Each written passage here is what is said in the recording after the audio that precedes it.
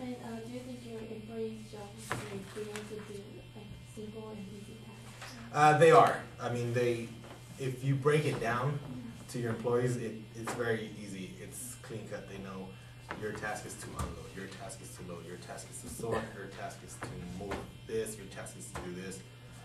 Now, it does take some experience to be able to be good at what you do. And we know that. When we bring in a new hire, we train them, we give them as much support for the first week, let them know what they're doing wrong, how they can improve what they're doing, to make their job a little bit easier, just so that they don't have to be working as hard, they can be working smarter than harder. So are any of your employees too qualified for the job? There are some employees that are overqualified for this, but nonetheless, we still like to have them here.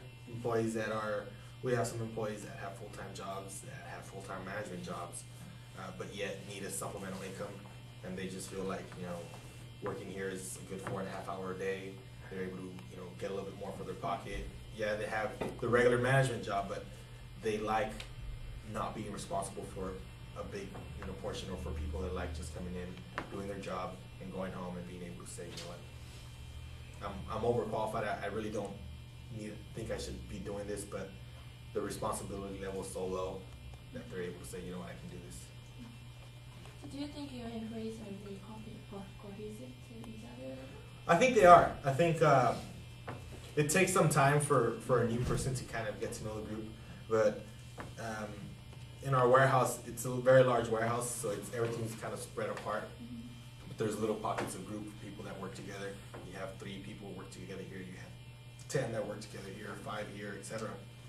But for the most part, they're very cohesive. They kind of know they need to help each other in order to get through the night and get the night done.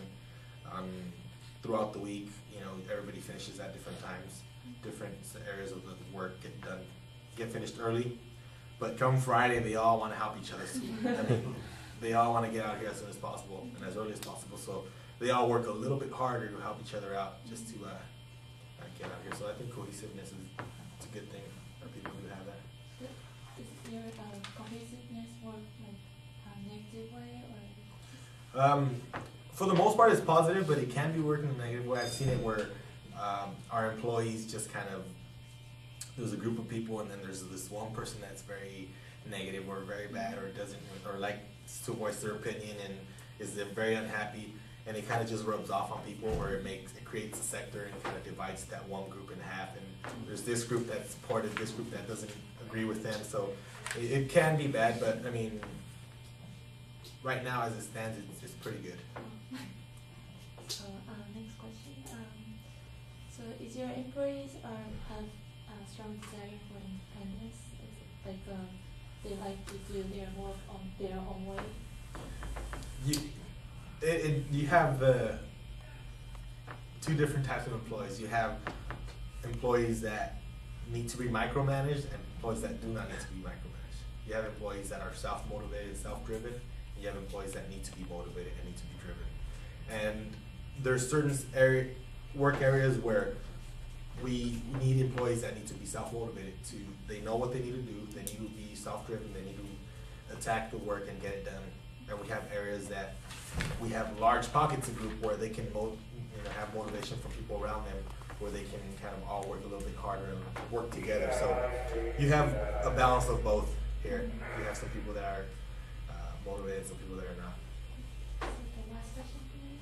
Are there any inflexible rules or procedures that hinder your ability to manage your employees?